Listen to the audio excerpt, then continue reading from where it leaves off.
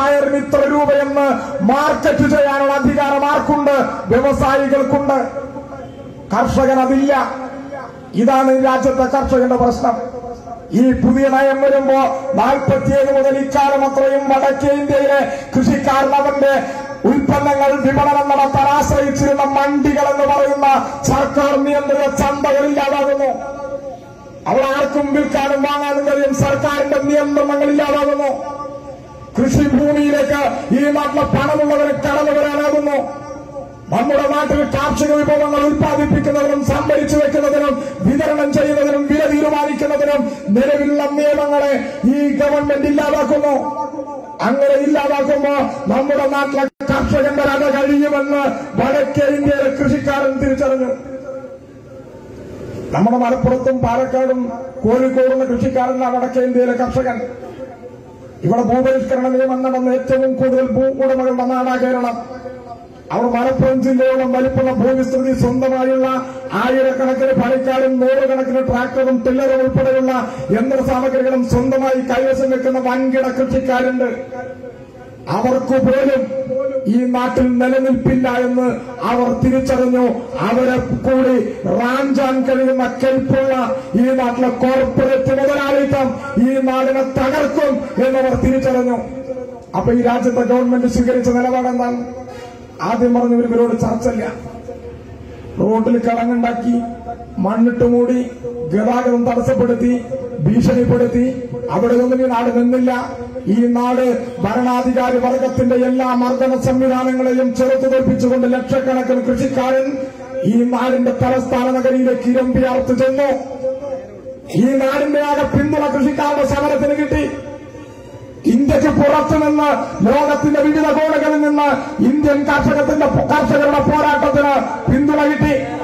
അങ്ങനെ പിന്തുണ കിട്ടുമ്പോ ഇന്ത്യൻ ഭരണാധികാരികൾ പറഞ്ഞു ഈ സമരത്തിന്റെ പിന്നിൽ തീവ്രവാദികളാണ്, ദേശവിരുദ്ധരാണ്. ഇന്നലെ തുടങ്ങിയതല്ല. ഇവരധികാരത്തിൽ വന്നതിന് ശേഷം ഞങ്ങൾ പറയുന്നത് പോലെ നിങ്ങൾ ജീവിക്കണമെന്ന് ആധുനിക സമൂഹത്തെ വെല്ലുവിളിച്ചപ്പോ ഞങ്ങളൊക്കെ അതിന് മനസ്സില്ല എന്ന് പറഞ്ഞവരെ ദേശവിരുദ്ധരാക്കി.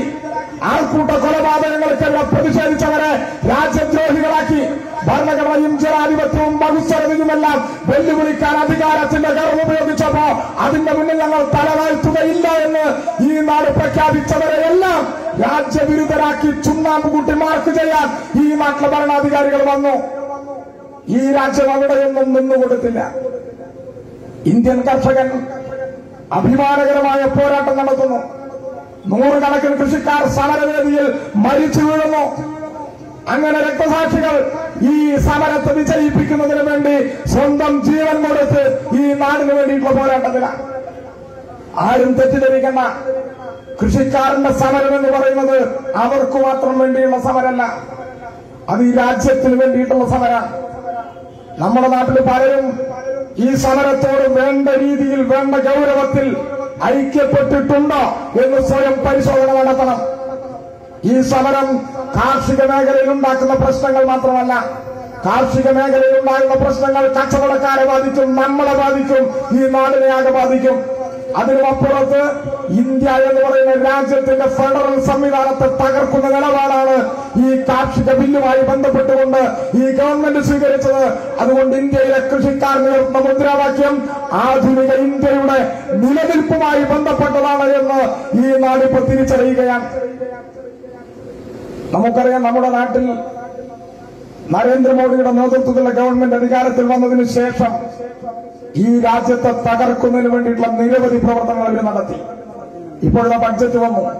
പൊതുമേഖലാ സ്ഥാപനങ്ങൾ ഒന്നൊന്നായിട്ട് വിൽക്കുകയാണ്.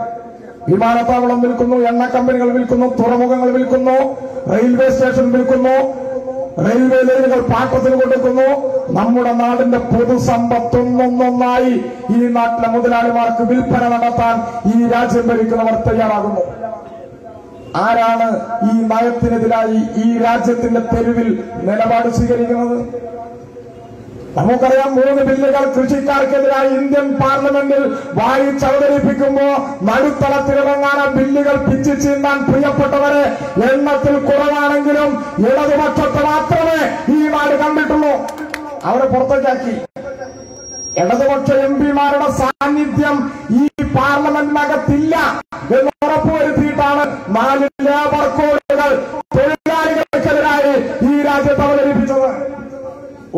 നേതാക്കന്മാരായിട്ട് 19 ആള് കേരളത്തിൽ വേറെ പോയിട്ട് അവരാരെയും ഈ സമരമുഖത്ത് മുളകിട്ടില്ല.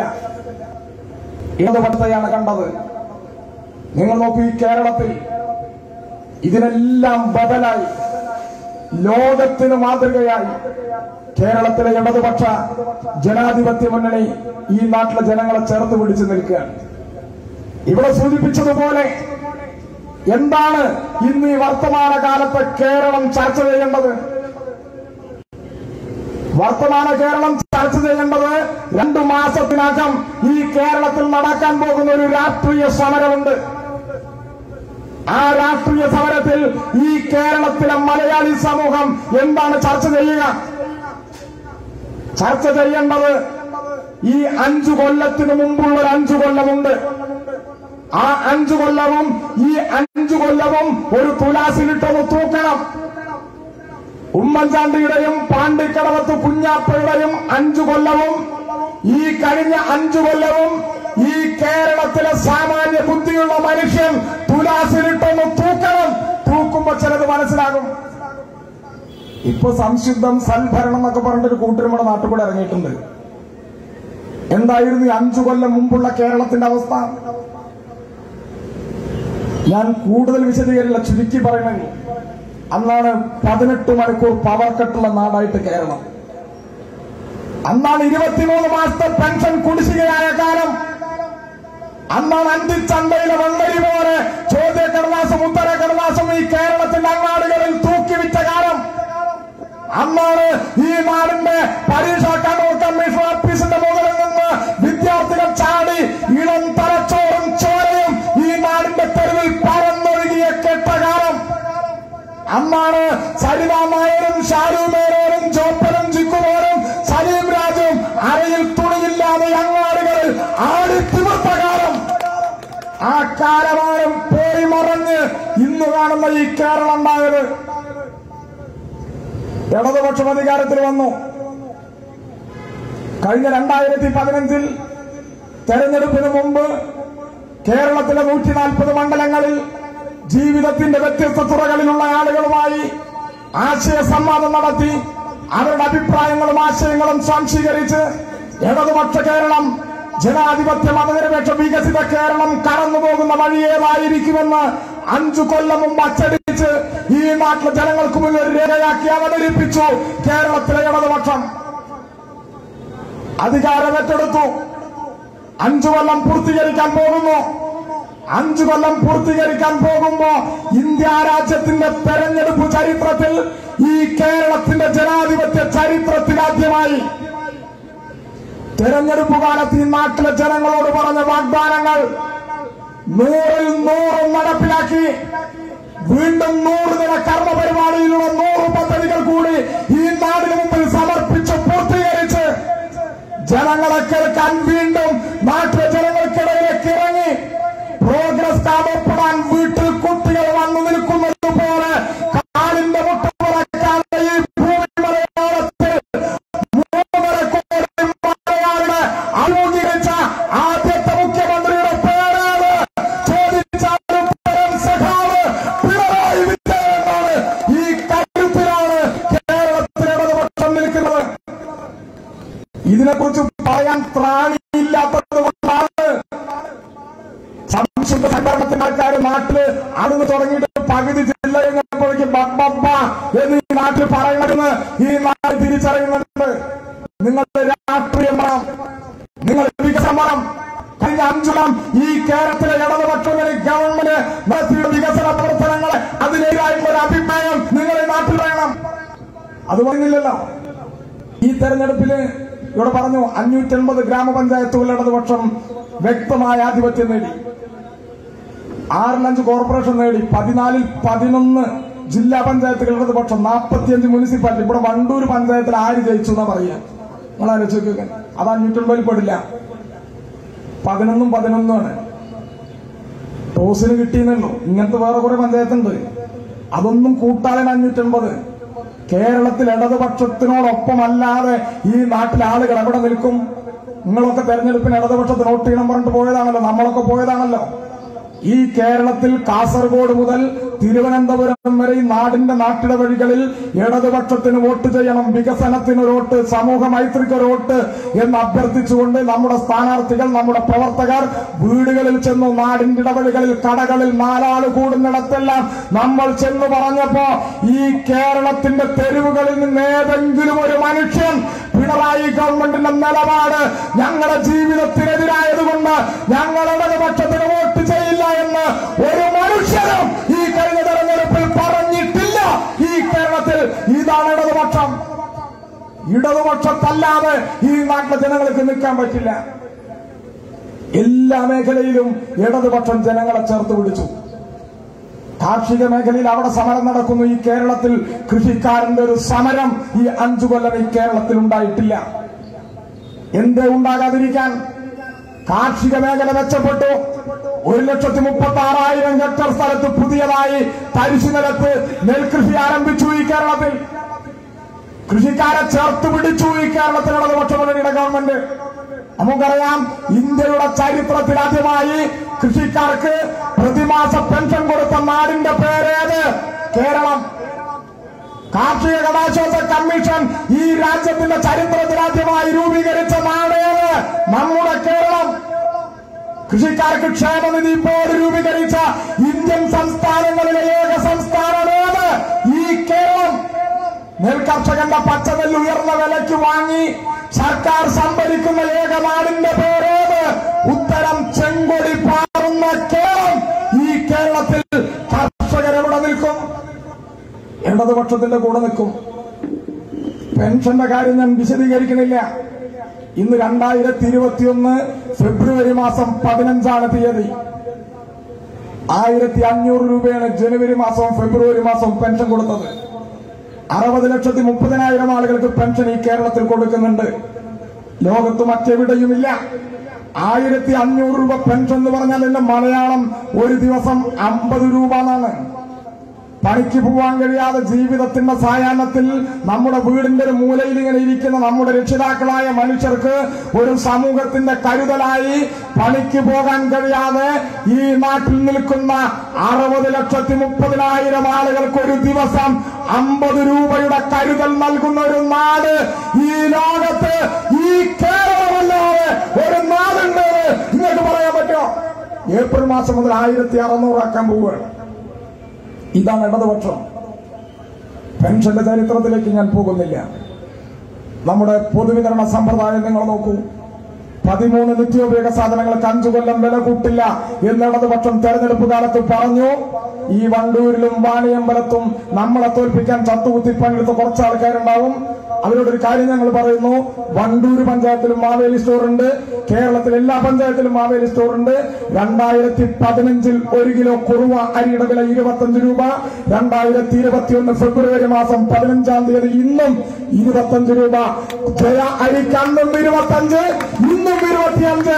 പഞ്ചസാരക്ക് അന്നും 22, ഇന്നും 22. അരിയും മല്ലിയും മുളകും പരിപ്പും വൻപയറും ചെറുപയറും കടയും ഉൾപ്പെടെ 13 നിത്യോപയോഗ സാധനങ്ങൾക്ക് വില കൂട്ടിയിട്ടില്ല ഈ കേരളത്തിൽ. ഇതാണ് ഇടതുപക്ഷം. അതുകൊണ്ട് ഇന്ന് മാവേലി സ്റ്റോർ അടച്ചു. നാളെ രാവിലെ തുറന്നാൽ ആദ്യം പോയിട്ട് ലീഗേര് പോയിട്ട് അരി സാധനം വാങ്ങിട്ട് പോരണം. മാറാതെ സ്റ്റോർ മാറി കൃത്യമായി സാധനങ്ങൾ വിതരണം ചെയ്യുന്ന പൊതുവിതരണ കേന്ദ്രങ്ങളായി ഈ കേരള മാവേലി സ്റ്റോറുകൾ, കൺസ്യൂമർ ഫുഡ് ഔട്ട്ലെറ്റുകൾ, സൂപ്പർ മാർക്കറ്റുകൾ, സഹകരണ ചന്തകൾ ഈ കേരളത്തിൽ ഇങ്ങനെ ഈ നാട്ടിലെ ജനങ്ങൾക്ക് വേണ്ടി ഈ ഗവൺമെന്റ് സംവിധാനം ചെയ്തു. ഇതിന്റെ പേരാണ് ഇടതുപക്ഷം. നമ്മുടെ നാട്ടിൽ റേഷൻ കട മാറി. അളവ് തൂക്കം നോക്കി വിരല് വെച്ച് സാധനം വാങ്ങിപ്പോരുന്ന സംവിധാനമാക്കി. ഈ കേരളത്തിലെ റേഷൻ സംവിധാനത്തെ ഡിജിറ്റലൈസ് ചെയ്തു കേരളത്തിലെ ഇടതുപക്ഷം. 1990കളിൽ പുതിയ റേഷൻ കടയുടെ ആരംഭം ഈ നാട്ടിലെ ആളുകൾക്ക് അറിയും. അതിനു മുമ്പുള്ള റേഷൻ കട വേറെയാണ്. അന്ന് റേഷൻ കാർഡിൽ പേരുള്ള പ്രായപൂർത്തിയായവർക്ക് 2 യൂണിറ്റും അല്ലാത്തവർക്ക് 1 യൂണിറ്റും അരിയും ഗോതമ്പും കിട്ടിയിട്ടുണ്ട്.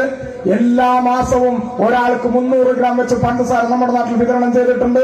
ഓണവും പെരുന്നാളും ക്രിസ്തുമസും വന്നാൽ എല്ലാ വർഷവും 1.5 കിലോ പഞ്ചസാര സ്പെഷ്യൽ പഞ്ചസാരയായി നമ്മൾ വാങ്ങിയിട്ടുണ്ട്. അന്നിതുപോലെ കരണ്ടും വെളിച്ചമില്ലാത്ത കാലത്ത് കരണ്ടില്ലാത്ത വീട്ടിൽ 5 ലിറ്ററും കരണ്ടുള്ള വീട്ടിൽ 2 ലിറ്ററും കളർ ചേർക്കാത്ത മണ്ണെണ്ണ നമ്മുടെ നാട്ടിൽ റേഷൻ കടയുടെ വിതരണം ചെയ്തിട്ടുണ്ട്. തകർത്തത് കോൺഗ്രസ് ആണ്. ഈ സംവിധാനം തകർത്ത് തകർത്തു. APL BPL ആയി, കാർഡിന്റെ കളർ മാറി, വ്യത്യാസങ്ങൾ വന്നു. ചിലരങ്ങോട്ട് പോക്ക് നിന്നു.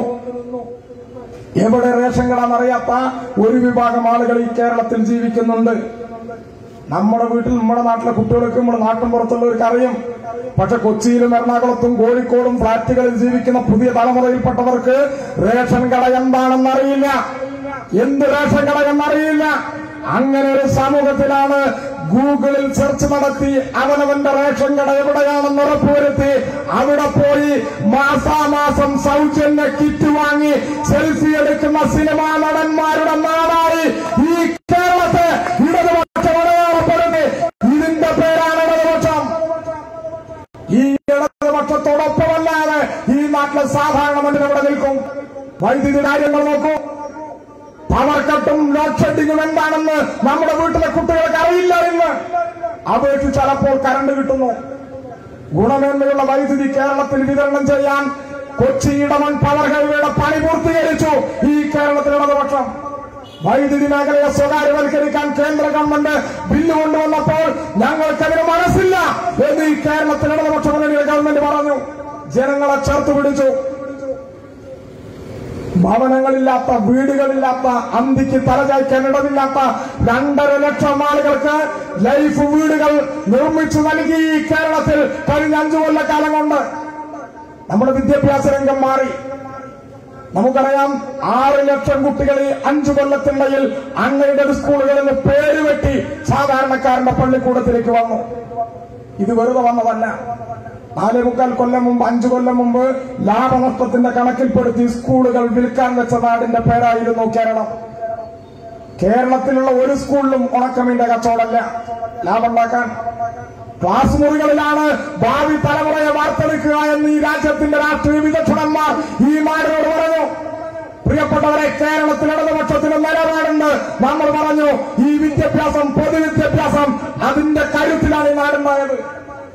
ഈ നാട് വണ്ടൂരാണല്ലോ. എല്ലാ കുട്ടികൾക്കും സ്കൂളിലേക്ക് പോകാൻ പറ്റുന്ന ഒരു നിയമം ഈ നാട്ടിൽ വന്നപ്പോ വണ്ടൂർ പോരൂർ സ്കൂളിലാണല്ലോ സ്കൂൾ വിട്ടിട്ട് താക്കോലും കോന്തലിക്കിട്ട് മാനേജർ പോയത് നമ്മുടെ നാട്ടില്. ആ നാട്ടിൽ ഇങ്ങനെ നിയമം വന്ന് ഈ നാട്ടിൽ എല്ലാവർക്കും പഠിക്കാൻ പറ്റുന്ന പള്ളിക്കൂടം ഉണ്ടായതുകൊണ്ടാണ് ഇതുപോലൊരു സമൂഹം ഉണ്ടായതെന്ന് ഈ നാട്ടിൽ ഇടതുപക്ഷം പറയും, കമ്മ്യൂണിസ്റ്റുകാർക്ക് അതറിയും. അതുകൊണ്ട് ഇടതുപക്ഷ ഗവൺമെന്റ് പറഞ്ഞു, പൊതു പള്ളിക്കൂടങ്ങൾ ശക്തിപ്പെടണം. അതിന് നിലപാട് സ്വീകരിച്ചു. പൊതുവിദ്യാഭ്യാസ സംരക്ഷണ യജ്ഞം വന്നു. 2000 സ്കൂളുകൾ ഹൈടെക്കായി, 1.5 ലക്ഷം ക്ലാസ് മുറികൾ ഡിജിറ്റലൈസ് ചെയ്തു. ഇന്ത്യ രാജ്യത്ത് പൊതുവിദ്യാഭ്യാസ രംഗത്ത് 1ാം സ്ഥാനത്തേക്ക് ഈ കേരളം കുതിച്ചു മുന്നേറി. നമുക്കറിയാം, 8ാം ക്ലാസ് വരെയുള്ള കുട്ടികൾക്ക് സൗജന്യമായി പാഠപുസ്തകവും യൂണിഫോമും വിതരണം ചെയ്യുന്ന ഒറ്റ നാടേ ലോകത്തുള്ളൂ. ആ നാടാണ് കേരളം. നമുക്കറിയാം, നമ്മുടെ നാട്ടിൽ 35 ലക്ഷം സ്കൂൾ കുട്ടികൾക്ക് ഇൻഷുറൻസ് പരിരക്ഷയുള്ള ഒരു നാടേ ലോകത്തുള്ളൂ. ആ നാടിന്റെ പേരാണ് കേരളം. ജൂൺ മാസം സ്കൂൾ തുറക്കുമ്പോൾ വർണ്ണക്കടലാസും ബലൂണും കൊട്ടും പാട്ടുമായി കുട്ടികളെ സ്വീകരിക്കുന്ന ലോകത്തൊരു നാടേ ഉള്ളൂ. ആ നാടിന്റെ പേരാണ് കേരളം. പ്രിയപ്പെട്ടവരെ, 27 ലക്ഷം കുട്ടികൾക്ക് 500 രൂപയുടെ ഭക്ഷ്യക്കൂപ്പൺ നൽകും എന്ന് പ്രഖ്യാപിച്ച ഒരു നാട് ഈ ലോകത്തുള്ളൂ. ആ നാടിന്റെ പേരാണ് കേരളം. ലോക്ഡൌൺ കാലത്ത് അടച്ച് ലോകാകെ വീട്ടിലിരിക്കുമ്പോ ഓൺലൈനായി വീടിനകത്തിരുന്ന് കുട്ടികൾ പഠിക്കുന്ന ഒരു നാട് ഈ കേരളം മാത്രമേ ഉള്ളൂ. ഈ കോവിഡ് കാലത്തും നമ്മുടെ കുട്ടികൾക്ക് പഠിക്കാനുള്ള പാഠപുസ്തകം അച്ചടിച്ച് സമയബന്ധിതമായി വീടുകളിൽ എത്തിച്ചൊരു നാട് സഖാവ് പിണറായിയുടെ കേരളമല്ലാതെ ഈ ലോകത്തൊരു നാടുണ്ടോ? ഇതിനെക്കുറിച്ച് നിങ്ങൾ പറയണം. ഇതിനെക്കുറിച്ച് പറയാതെ മറ്റു പലതും നിങ്ങളുടെ നാട്ടിൽ പറയും. നിങ്ങൾ നോക്കൂ, ഇവിടെ PSCയുടെ കാര്യം പറഞ്ഞ് ഞാനിതിലേക്കൊന്നും പോകുന്നില്ല. 8 ലക്ഷം ഒഴിവുകൾ കേന്ദ്ര ഗവൺമെന്റിന്റെ സർവീസിൽ ഒഴിഞ്ഞു കിടക്കുമ്പോ പുറം കരാർ തൊഴിലും ദിവസവേതനാടിസ്ഥാനത്തിലും മാത്രം ആളെ നിയമിച്ചുകൊണ്ട് അഭ്യസ്തവിദ്യരായ ചെറുപ്പക്കാരുടെ മുഖത്തേക്ക് ഇങ്ങനെ കാർക്കിച്ചു തുപ്പുമ്പോ അരുതെന്ന് പറയാൻ ഈ നാട്ടിലെ വലതുപക്ഷത്തെ നമ്മൾ കാണുന്നില്ല. 44,000 അധിക തസ്തിക സൃഷ്ടിച്ച് 1,57,911 പേർക്ക് PSC വഴി നിയമനം നൽകിയ ഈ ഗവൺമെന്റിന്റെ കൊല്ലും പോരാട്ടം പറയുന്നു. ഈ നാടത് തിരിച്ചറിയും. 15 കൊല്ലമായി ഏകാധ്യാപക വിദ്യാലയങ്ങളിൽ വിദ്യാ വളണ്ടിയർമാരായ മനുഷ്യരുണ്ട്. ഒരു മാസം 3,500 രൂപയ്ക്ക് കാട്ടാനയുടെ ചവിട്ടേറ്റ് കാട്ടറിവ് നീന്തിക്കടന്ന് കാടിന്റെ മക്കൾക്ക് അക്ഷരത്തിന്റെ അറിവിന്റെ പ്രകാശം പകരുന്നതിന് വേണ്ടി ജീവിതം ഒഴിഞ്ഞു വെച്ച് അവനവന്റെ ജീവിതം ഇരുവടെ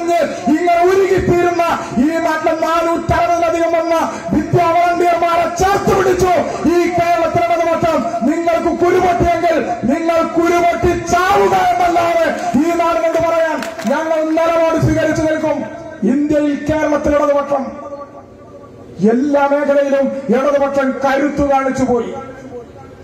ആരും ശ്രദ്ധിക്കാത്ത കുറെ പേരും നമ്മുടെ നാട്ടിലുണ്ട്.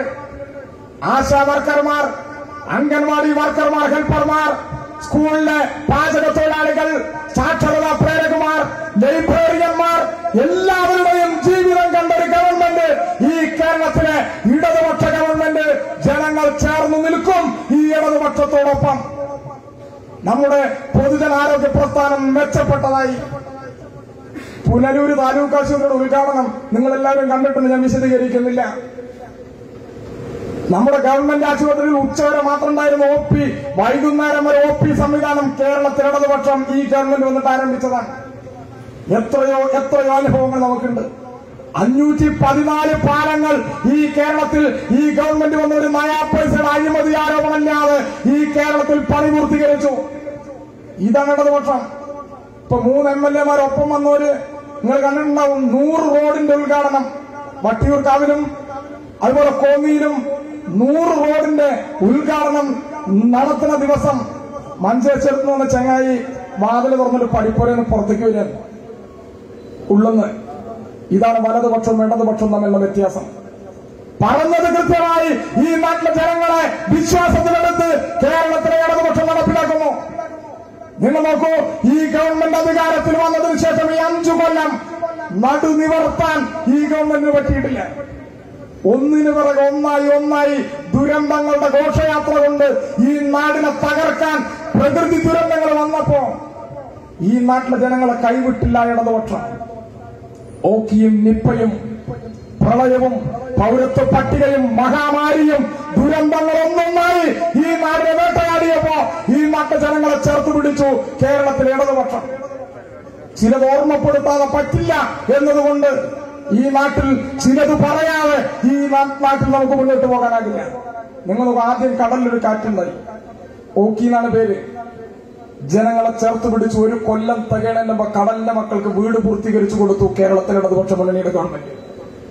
അത് കഴിഞ്ഞപ്പോഴേക്കാണ് പേരാമ്പ്രയിലെ പനി, നിപ്പ എന്നാണ് പേര്. ഈ ഗവൺമെന്റും ഈ നാടും പ്രിയപ്പെട്ടവരെ പതറിപ്പോയില്ല.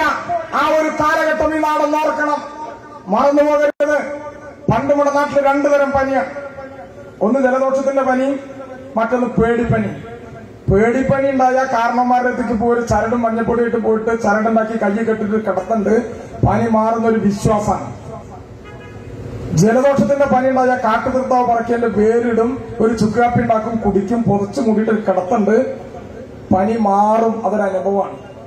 ഇപ്പൊ പുതിയ പനികളാണ്. ഓരോ കൊല്ലം ഓരോ പനി, വൈറസ് പരത്തുന്ന പനികൾ വന്നു. ഡെങ്കിപ്പനി, പക്ഷിപ്പനി, പന്നിപ്പനി, എലിപ്പനി, തക്കാളിപ്പനി, വെണ്ടക്കപ്പനി, പനി പലജാതി വന്നു. നിപ്പ വൈറസ് വന്നു. നിപ്പ വൈറസ് വന്നപ്പോൾ നമ്മുടെ നാട്ടിൽ പലരും പറഞ്ഞത് എങ്ങനെ വന്നെന്നറിയില്ല. അങ്ങോട്ട് പകരാണ്, മുണ്ടിയ പകരാണ്, അടുത്തേക്ക് വന്ന പകരാണ്, ആര് പകരത്തുമെന്ന് അറിയില്ല, വവ്വാലാണ്. അതുകൊണ്ട് പേരമരത്തിന്റെ ചോള മുറിക്കണം. ഈ നാട്ടിൽ പലതും നമ്മുടെ നാട്ടിൽ ചെയ്തു. എങ്ങനെ കേരളം പിടിച്ചെന്നത് നമുക്കറിയാം. നിപ്പ വൈറസ് ബാധിച്ചു, ചികിത്സിച്ച നേഴ്സ് മരിച്ചു, നാടാകെ വിഭ്രാന്തിപ്പെട്ടു. അങ്ങനെ വിഭ്രാന്തിപ്പെട്ടു നിൽക്കുന്ന ഈ സമൂഹത്തിലേക്ക്, പനിബാധിത പ്രദേശങ്ങളിലേക്ക് ധൈര്യപൂർവ്വം കേരളത്തിന്റെ ആരോഗ്യമന്ത്രി ചെന്നു, തൊഴിൽ വകുപ്പ് മന്ത്രി ചെന്നു.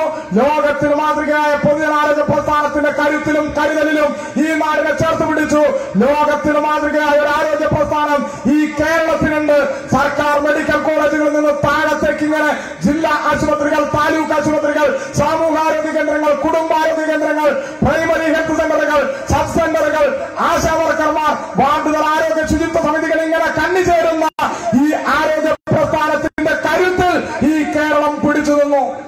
ആരോഗ്യമന്ത്രി ചെന്നു, ആൾക്കാരോട് പറഞ്ഞു പുറത്തേക്ക് ഇറങ്ങരുത്, കല്യാണത്തിന് കൂടരുത്, ജുമായ്ക്ക് കൂടരുത്, പള്ളിപ്പെരുന്നാളുണ്ടാവരുത്, മരിച്ചോടത്തേക്ക് പോകരുത്, വീടിനകത്തിരിക്കണം, ചോറുണ്ടാക്കാനും കൂട്ടം വെക്കാനുള്ള സാധനം ഞങ്ങൾ വീട്ടിൽ കൊണ്ടുതരാം പറഞ്ഞുപോലെ നടപ്പിലാക്കി. ആളുകൾക്ക് ധൈര്യം കൊടുത്തു. ചുരുങ്ങിയ കാലം കൊണ്ട് നിപ്പ വൈറസിനെ പിടിച്ചുകെട്ടി.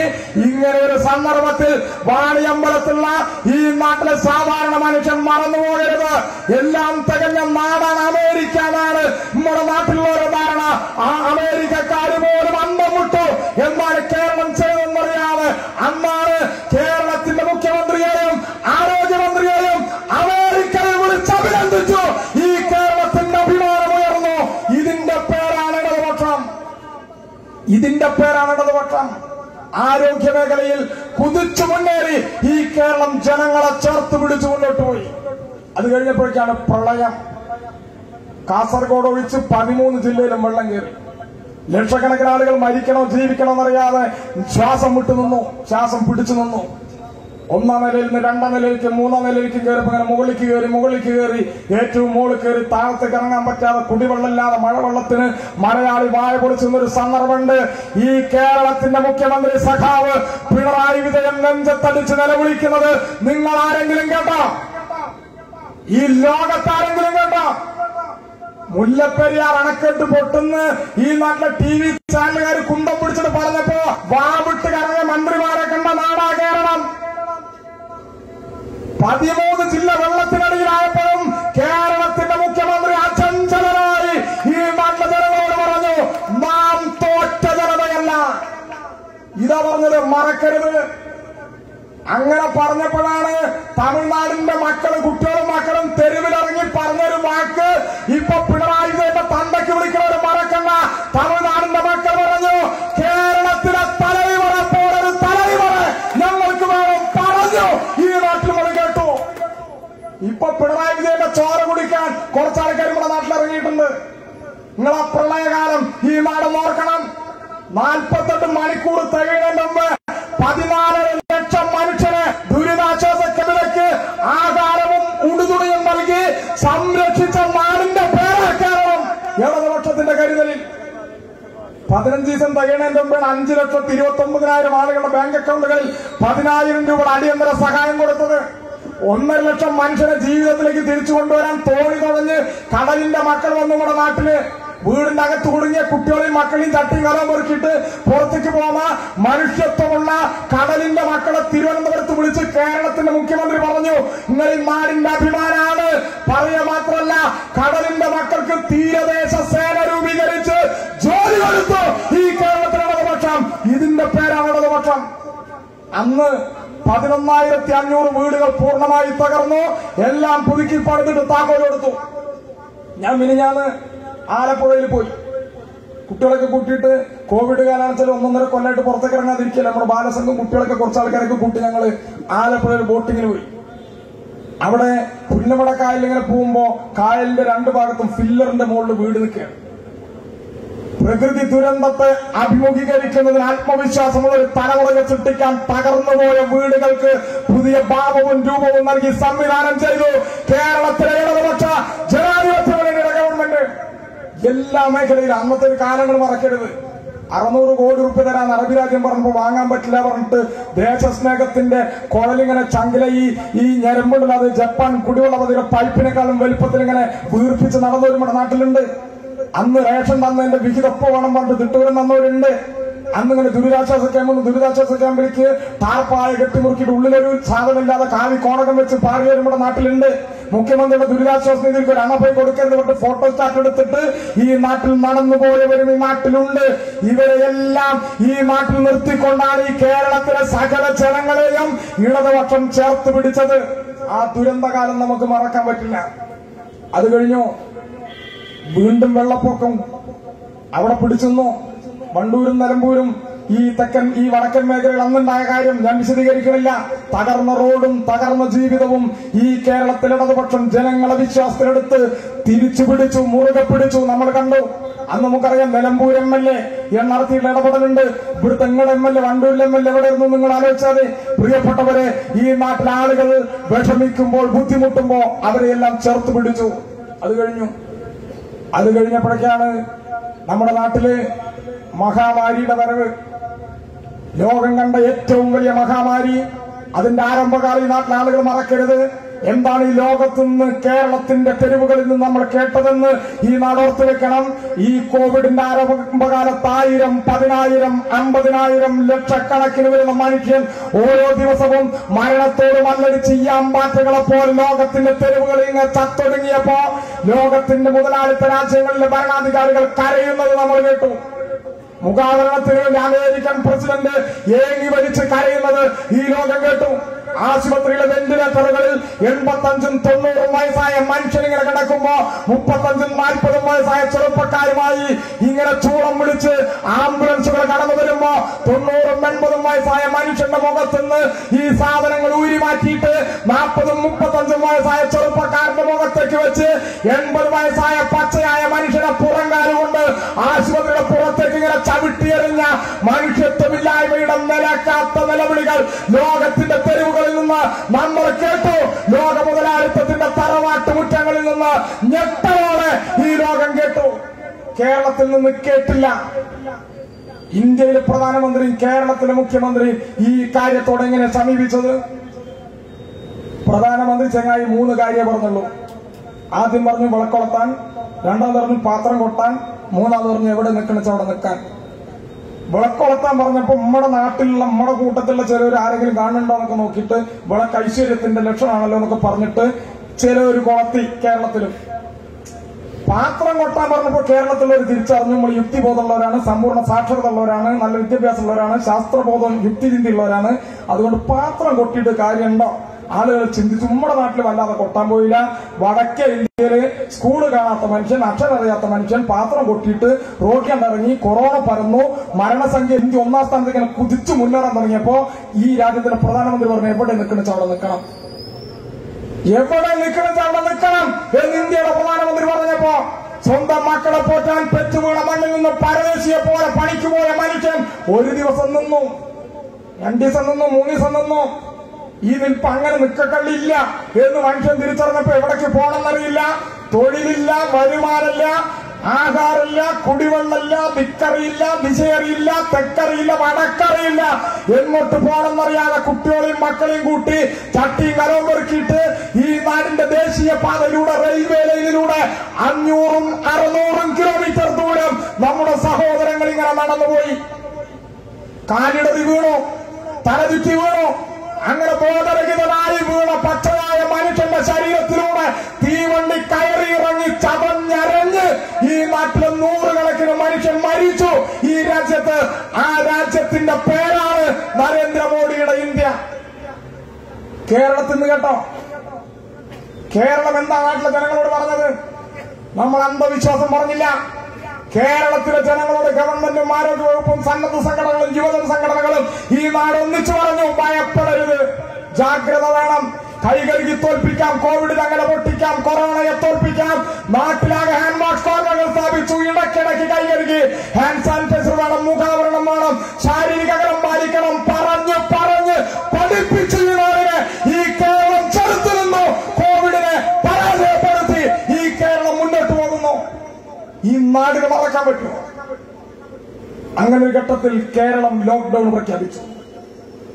ലോക്ക്ഡൌൺ പ്രഖ്യാപിച്ചിട്ട് കേരളത്തിന്റെ മുഖ്യമന്ത്രി പറഞ്ഞു എല്ലാവരും അകത്തിരിക്കണം, 10 വയസ്സിന് താഴെയുള്ളവർ പുറത്തേക്ക് ഇറങ്ങരുത്, 60 വയസ്സിന് മുകളിലുള്ള ഒരു അത്യാവശ്യം വെച്ചാൽ മാത്രം പുറത്തേക്ക് ഇറങ്ങിയാൽ മതി, നിങ്ങളെല്ലാവരും വീട്ടിലിരുന്നിട്ട് മണ്ണ് വാരി കഴിക്കണം എന്ന് കേരളത്തിന്റെ മുഖ്യമന്ത്രി പറഞ്ഞില്ല. കേരളത്തിന്റെ മുഖ്യമന്ത്രി പറഞ്ഞു ഈ കേരളത്തിൽ ആരും പട്ടിണി കിടന്നു മരിക്കില്ല. നാടിന് മറക്കാൻ പറ്റുമോ? ഞങ്ങളെ എതിർക്കുന്നവർ, ഞങ്ങൾക്കെതിരായി മറ്റു പല പുലഭ്യവും ഈ നാട്ടിൽ പറയുന്നവർ, അവർ ഈ നാട്ടിൽ വീട്ടിൽ പോയിട്ട് ശാന്തമായിട്ട് ആലോചിക്കണം. കോവിഡിന്റെ മകരകാലത്ത് 35 കിലോ അരി റേഷൻ കട കൂടെ സൗജന്യമായിട്ട് കൊടുത്തു. 13 നിത്യോപയോഗ സാധനങ്ങൾ സൗജന്യ കിറ്റ് അന്ന് കൊടുത്തു. 8ാം ക്ലാസ് വരെ പഠിക്കുന്ന കുട്ടികൾക്ക് ഉച്ചഭക്ഷണ പദ്ധതിയുള്ളവർക്ക് 2 തവണ കിറ്റ് കൊടുത്തു കഴിഞ്ഞു. 10 മാസമായി APL BPL വ്യത്യാസമില്ലാതെ സൗജന്യ കിറ്റുകൾ വിതരണം ചെയ്യുന്നു. ഏപ്രിൽ മാസം വരെ കൊടുക്കും എന്ന് പ്രഖ്യാപിക്കുന്നു. ഈ ലോക്ക്ഡൌണിന്റെ ഏറ്റവും മൂർധന്യത്തിലാണ് 2600 രൂപ ക്ഷേമ പെൻഷൻ വാങ്ങിക്കുന്നവർക്ക് 2 മാസത്തെ പെൻഷൻ വീട്ടിൽ കൊണ്ടു കൊടുത്തു. ക്ഷേമനിധി അംഗമായവർക്ക് 1000 രൂപ അടിയന്തര സഹായം കൊടുത്തു. കേരളത്തിലെ ഗവൺമെന്റ് നിർത്തിയില്ല. പെൻഷൻ കിട്ടാത്തവർ, ക്ഷേമനിധി അംഗങ്ങളല്ലാത്തവർ ഏതെങ്കിലും കുടുംബം ഈ നാട്ടിലുണ്ടോ? ഭൂതക്കണ്ണാടി വെച്ച് പരിശോധിച്ചു. കുറച്ചാളുണ്ട് കണ്ടെത്തി. അവരുടെ ബാങ്ക് പാസ്ബുക്കിന്റെ പകർപ്പ് വാങ്ങി, ആധാർ കാർഡിന്റെ കോപ്പി വാങ്ങി, അവർക്കും കൊടുത്തു 1000 രൂപ. ലോകത്തെവിടെങ്കിലും കണ്ടിട്ടുണ്ടോ? ഈ ലോകത്ത് വേറെ എവിടെയെങ്കിലും നിങ്ങൾ കണ്ടിട്ടുണ്ടോ?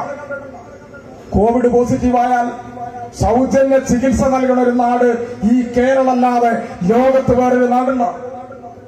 76 ദിവസം 96 വയസ്സായ ഒരു മനുഷ്യനെ ഒരു ദിവസം 7000 രൂപ ചെലവഴിച്ചിട്ട് കോവിഡിനെ ചികിത്സിച്ച് ഭേദമാക്കിയിട്ട് പൂച്ചെണ്ട് നൽകി വീട്ടിലേക്ക് പറഞ്ഞയച്ച ഒറ്റ നാട് ഈ ലോകത്തുള്ളൂ.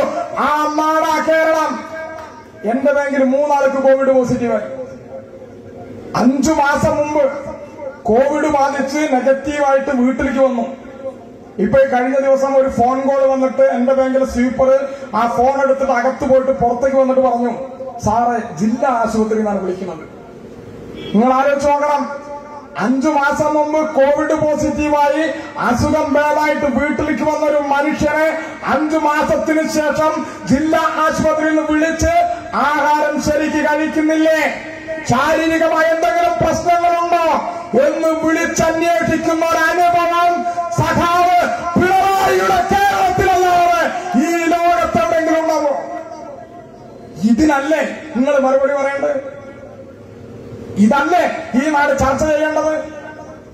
നിങ്ങൾ നോക്കൂ, അതിനിടയിലാണ് നമ്മുടെ നാട്ടിലെ കേരളത്തിന്റെ മുഖ്യമന്ത്രി ദിവസേന പത്രസമ്മേളനം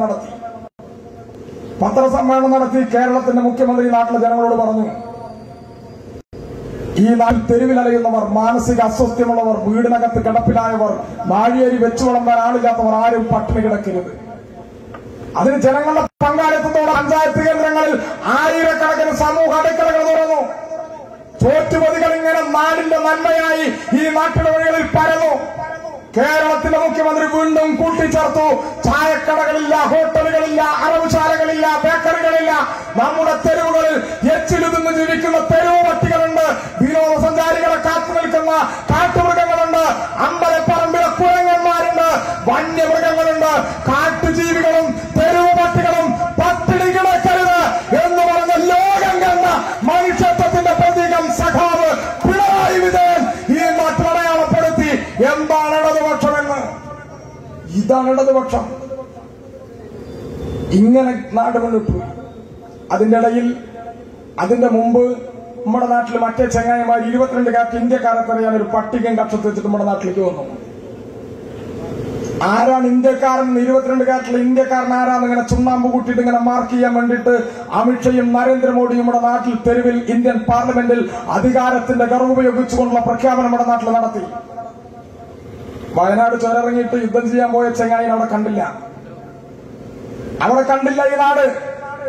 നിങ്ങൾ നോക്കൂ, നമ്മുടെ നാട്ടില് ഇന്ത്യൻ പാർലമെന്റിൽ ഈ രാജ്യത്തിന്റെ നിലവിലുള്ള നന്മകളെല്ലാം ഇല്ലാതാക്കാൻ, ഇന്ത്യ എന്ന ആശയത്തെ ഇല്ലാതാക്കാൻ, നമ്മൾ ഇന്ത്യക്കാരെന്ന നാമകത്തോടെ തുടങ്ങുന്ന ഇന്ത്യൻ ഭരണഘടന അന്തസ്സത്തയെ കളയാൻ, ഈ നാടിന്റെ ബഹുസ്വരതയെ വെല്ലുവിളിക്കാൻ, പൗരത്വ ബില്ലെന്നൊരു ഉമ്മാക്കിയുമായി ഈ രാജ്യം ഭരിക്കുന്നവർ ഇന്ത്യൻ പാർലമെന്റിൽ കുരച്ചു ചാടിയപ്പോ കാശ്മീർ മുതൽ കന്യാകുമാരി വരെ നീണ്ടു നിവർന്നു കിടക്കുന്ന ഇന്ത്യ രാജ്യത്തിന്റെ തെക്കേ തലയിൽ നിന്ന് ഈ രാജ്യം ഒരു ശബ്ദം കേട്ടു. ആ ശബ്ദം ഇതായിരുന്നു: നിങ്ങൾ എന്ത് നടപ്പിലാക്കിയാലും പാസാക്കിയാലും അത് നടപ്പിലാക്കാൻ ഞങ്ങൾക്ക് മനസ്സില്ല. ഈ കേരളത്തിൽ നിന്നാ കേട്ടത്. ഇപ്പോ തെക്കുന്ന് വടക്കോട്ട് ജാഥ നയിക്കുന്നവരുണ്ടല്ലോ. സഖാവ് പിണറായി വിജയൻ മുസ്ലിം വിരുദ്ധനാണ് എന്നീ നാട്ടിൽ പറയുന്നവരുണ്ടല്ലോ. സഖാവ് പിണറായി വിജയൻ സംഘിയാണ് എന്നീ നാട്ടിൽ നിങ്ങൾ അടയാളപ്പെടുത്തുന്നവരുണ്ടല്ലോ. അവരോടൊരു കാര്യം ഞങ്ങൾ ചോദിക്കാം. നിങ്ങളിവിടെ ഈ വാണിയമ്പലം അങ്ങാടിയോണ്ടാ സ്വന്തം വീട്ടിൽ പോവുക, കണ്ണാടി വെച്ചതിന് മുമ്പിൽ നിൽക്കുക, കുട്ടികളെയും മക്കളെയും കൂട്ടുക, നിങ്ങളുടെ നെഞ്ചത്ത് നിങ്ങൾ കൈ വെക്കുക. ഞങ്ങളുടെ നെഞ്ചത്ത് വേണ്ട, നിങ്ങളുടെ നെഞ്ചത്ത് നിങ്ങളുടെ കൈയൊന്ന് വെക്കുക. എന്നിട്ട് നിങ്ങൾ കണ്ണാടി ഇട്ട് നോക്കിയിട്ട് നിങ്ങളൊന്ന് പറയുക: സഖാവ് പിണറായി വിജയൻ ഇന്നിരിക്കണ കസേരയില് പാണ്ടിക്കടത്ത് കുഞ്ഞാപ്പയ ഉമ്മൻചാണ്ടിയാണോ ഇരുന്നതെങ്കിൽ ഇതുപോലൊരു വാക്ക് ഈ നാട് കേൾക്കുന്നത് നിങ്ങൾക്ക് പറയാൻ പറ്റുമോ? അത് നിങ്ങളൊന്ന് പറയും. നാട്ടില് കേരളത്തിന്റെ മുഖ്യമന്ത്രി നിയമസഭ പ്രത്യേകം ചേർന്നു, ഒരു പ്രമേയം പാസാക്കി, 11 മുഖ്യമന്ത്രിമാർക്ക് അയച്ചു കൊടുത്തു. എന്നിട്ട് പറഞ്ഞു, ഞങ്ങൾ ഭരണഘടന കൂടെയാണ്, ഞങ്ങൾ അന്നും ഇന്നും നാരങ്ങ വെള്ളം കലക്കാൻ പോയിട്ടില്ല, ഞങ്ങൾ ഭരണഘടനയ്ക്കൊപ്പം, ഞങ്ങൾ ഈ നാടിനൊപ്പം, ഞങ്ങൾ മതനിരപേക്ഷതയ്ക്കൊപ്പം, ഞങ്ങൾ ഈ നാടിൽ ഇന്ത്യ രാജ്യത്തിനൊപ്പം. 11 മുഖ്യമന്ത്രിമാർക്ക് കത്തെഴുതി. പിറ്റേന്ന് ഒരു സമരപ്പന്തൽ കെട്ടി. ചെന്നിത്തലയോട് പറഞ്ഞു പഠിക്കണം. അന്ന് മുല്ലപ്പള്ളി കില്ലപ്പള്ളി ഹാലിളക്കിട്ട് പറഞ്ഞു യോജിച്ച സമരം വേണ്ട. പറഞ്ഞത് ഈ നാട് മറക്കരുത്, ഇരുത്തീകരണം. ചെന്നിത്തലയുൾപ്പെടെ പ്രതിപക്ഷ ഭരണപക്ഷം ഇങ്ങനെ ഒരു സമരപ്പന്തലിരുന്ന് നാടിനോട് പറഞ്ഞു, ഈ നാടിനൊരു പ്രശ്നം വന്നാൽ ഞങ്ങളൊന്നാണ്. അതിന് നേതൃത്വം ഈ കേരളത്തിലെ ഇടതുപക്ഷം. കാസർഗോഡ് മുതൽ തിരുവനന്തപുരം വരെ ജില്ലാ കേന്ദ്രങ്ങളിൽ ലക്ഷക്കണക്കിന് ആളെ വിളിച്ചുകൂട്ടി ജമാഅത്ത് കൌൺസിലിന്റെ നേതാക്കളിൽ നിന്നു തീവ്രവാദികളെ മാറ്റി നിർത്തി ജനാധിപത്യവാദികളായ ഒരു സമൂഹമാകെ ഒന്നിച്ചു നിന്നു. AP എന്നും EK എന്നും സുന്നി എന്നും മുജാഹിദ് എന്നും വ്യത്യാസമില്ലാതെ ജമാഅത്ത് കൌൺസിലിന്റെ നേതാക്കൾ അപ്പുറത്തും ഇപ്പുറത്തും നിന്നു ഇതുപോലെ കേരളത്തിന്റെ മുഖ്യമന്ത്രി നിന്നു ഈ നാടിനോട് പറഞ്ഞു, ഇത് കേരളമാണ്, RSSന്റെ ഒരു തിട്ടൂരവും ഇവിടെ നടക്കില്ല, ഇവിടെ പൗരത്വത്തിന്റെ പട്ടികയില്ല, ഇവിടെ തടങ്കൽ പാളയത്തിന്റെ ഒരു കല്ലില്ല, ഇത് ജനം സാക്ഷി, ഇത് നാട് സാക്ഷി പറഞ്ഞ മുഖ്യമന്ത്രിയുടെ പേര് സഖാവ് പിണറായി വിജയൻ എന്നാണ്. ഈ കേരളം അനുഭവിച്ചു, ഈ കേരളം അനുഭവിച്ചതാണ്. DYFIയുടെ ജാഥ വരുമ്പോ മുദ്രാവാക്യം വിളിച്ചുന്ന യൂത്ത് ലീഗുകാരെ ഈ നാട് കണ്ടിട്ടുണ്ട്. മറ്റേ ഖണ്ഡിക വായിക്കില്ലാത്ത മസിൽ പിടിച്ചിട്ട് ഗവർണർ നിന്നൊരു ദിവസമുണ്ട് നയപ്രഖ്യാപനം 18 ഖണ്ഡിക വായിപ്പിച്ചു ഈ നാട്. അന്ന് പിണറായി വിജയന്റെ ഫോട്ടോ ഇരട്ട ചങ്കൻ എന്ന് സ്റ്റാറ്റസ് ഇട്ട ലീഗുകാർ നമ്മുടെ നാട്ടിലുണ്ട്. ഇപ്പൊ എങ്ങനെ അഭിപ്രായം മാറി എന്നൊക്കെ ഈ നാടിന് നന്നായിട്ട് അറിയും. നിങ്ങൾ നോക്കൂ, നമ്മുടെ നാട്ടിൽ ഈ കേരളത്തിൽ ഈ പൗരത്വ പട്ടികയുമായി ബന്ധപ്പെട്ട വിഷയത്തിൽ ഈ കേരളത്തിലെ ജനങ്ങളെ ആകെ കൂട്ടി ഇടതുപക്ഷവും ഈ നാട്ടിലെ ജനങ്ങളും ഒന്നിച്ചു നിന്നു.